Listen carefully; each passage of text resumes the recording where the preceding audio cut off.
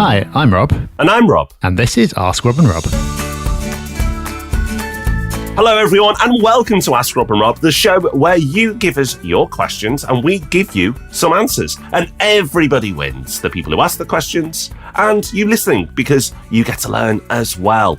So let's get on with that process. But before we do, let's give you a quick reminder of how you can get your question in to the show. Yes, the show doesn't work unless you do this. Call 013 808 0035. That's 013 808 0035. Or you can leave us a voicemail instead by going to propertyhub.net/ask. Luckily, plenty of people have been doing that, so we've got lots to go at. And let's start with this question from Imran. Hi, Rob and Rob. My name is Imran. I'm from London. I wanted to discuss the elephant in the room, something that you guys haven't really discussed in your wonderful podcasts very much recently. And it's the regulations about EPC ratings having to be brought up to level C. No doubt private landlords are going to get kicked in the danglies again by the government and would be expected to up that rating ourselves, and this is an unknown commodity. Where I'm at is I've got about £80,000 to invest in 2 or 3 properties in the north of the Midlands. The kind of stock that kind of money will get are going to be the older type of stock, and they'll generally be languishing in D&E EPC rating, which means I would have to get them up to C. No idea how much this will cost to do. It's an unknown commodity and it makes me feel a little bit cautious about investing in those type of buildings, in those type of areas at this time.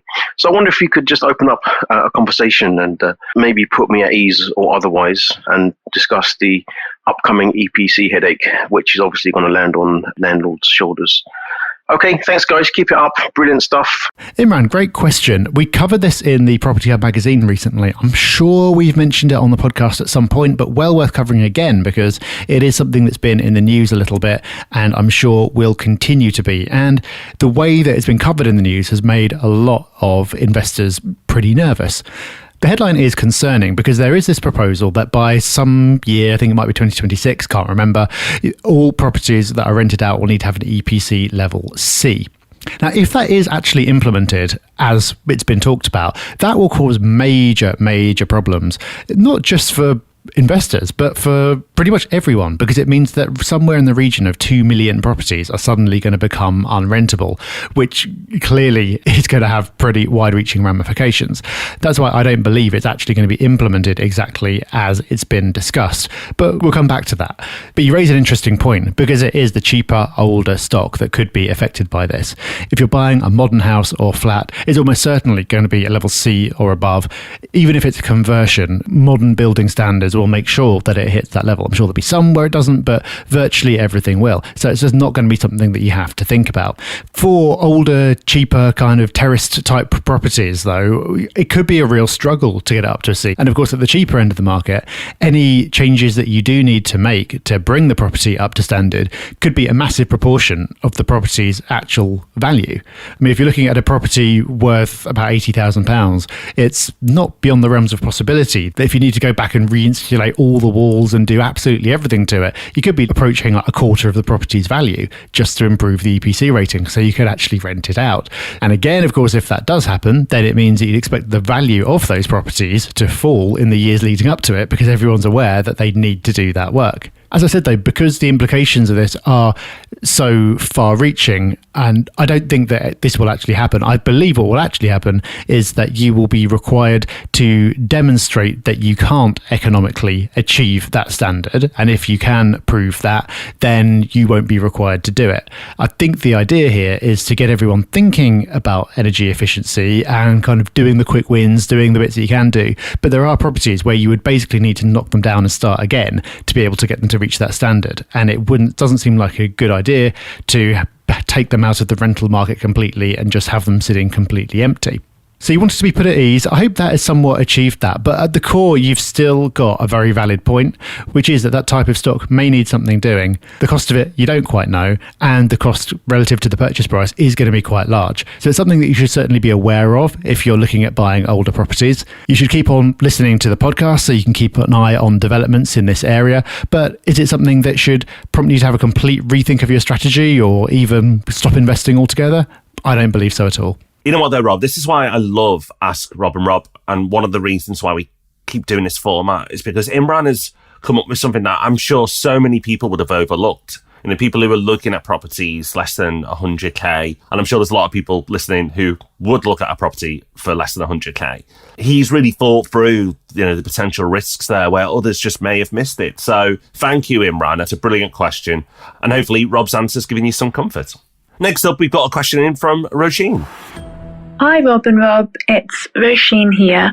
Thank you so much for all of your content. It's really helped me, actually. I started buying my first house only 2-3 years ago now, and I'm on to my third, and I'm really excited for the next one. And I definitely think that your motivation has been really helpful for that. I've read and seen a lot, including on social media platforms and things like that, about mindset and how certain investors have invested heavily in mindset training as well as, property training and learning about the facts. I've also seen and heard a lot about manifestation. And I was just wondering about your thoughts on that. For example, do you guys manifest yourselves? Thank you. A complete change in direction now for this question.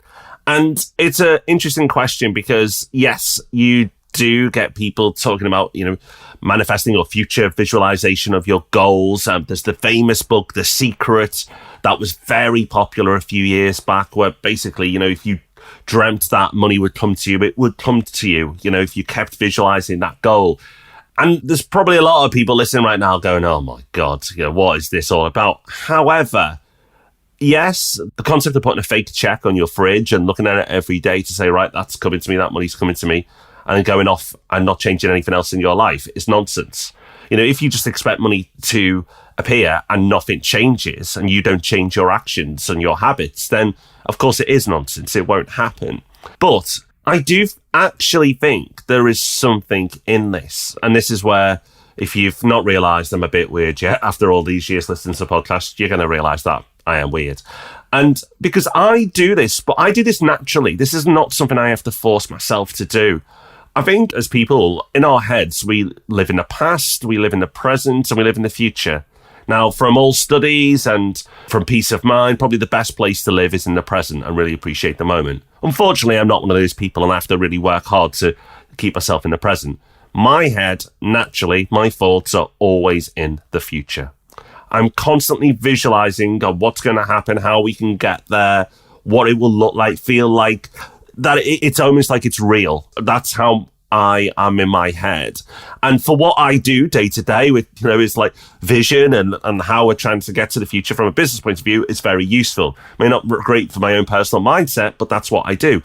So I'm naturally doing what you've described. And I've always found it very useful because it helps me and therefore the team stay motivated on what we're trying to achieve. Because living in the present is fantastic, but it's not that exciting if you're in business or you're trying to create something or you've got a big goal.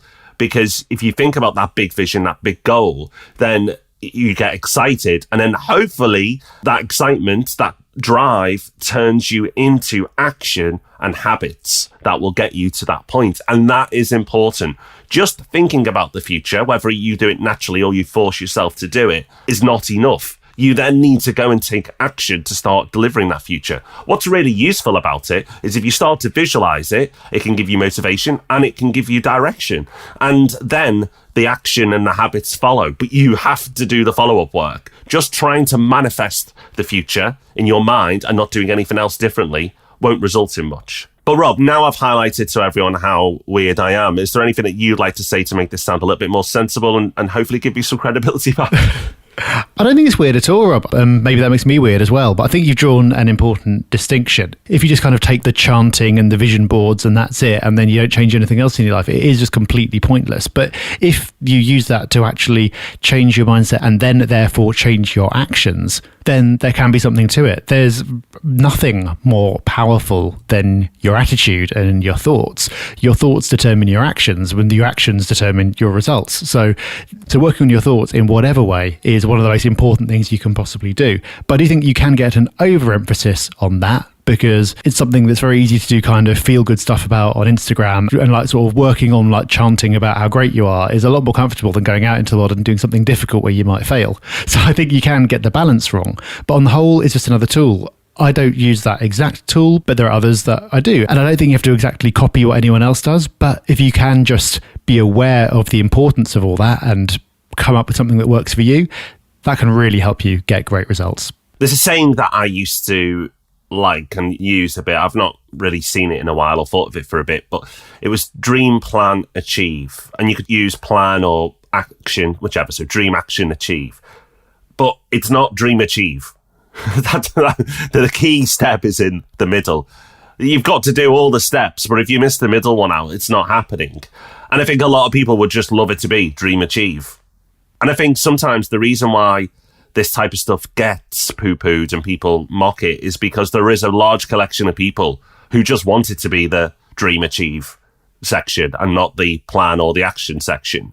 And they're sold this dream, achieve, dream because it's easy, and people sometimes just want easy. Quite often people want easy, and they aren't prepared to do the most difficult step in that process, which is the middle one. So I think that's why it gets a bad rap, because there's a lot of people out there who do the vision boards, who do all the dreaming, but don't go beyond that step. And then they make everyone else who does the middle step look bad. But actually, there's a lot of people out there, a lot of successful people out there who do dream big, and then they do take action upon it and they do achieve. You know, Elon Musk hasn't delivered all the incredible achievements he's achieved by not thinking big and not dreaming about a better future. Of course he has. Of course he goes through that process. Of course he thinks about the future all the time. But I tell you what, the guy works bloody hard. So he's doing the middle step and some. And that's why he's getting all that success, because he does step 1 and step 2 so well. He dreams huge dreams, and then he does incredible amounts of work and takes incredible amounts of action. And that's why his achieve section is so impressive. But he does the other 2 steps in droves for him to achieve that 3rd step. Well, where else but on Ask Rob and Rob are you going to get manifestation and energy performance certificates in the same 15 minutes? Come on. So keep those questions coming, because we love the variety that you enable us to cover. And as you've heard, we're not afraid to wander off into some slightly less directly property related areas if that's what you want to ask. So do get your questions in, propertyhub.net/ask. And we will see you again on Thursday for the Property Podcast. Have a good week till then. Bye-bye. Bye-bye.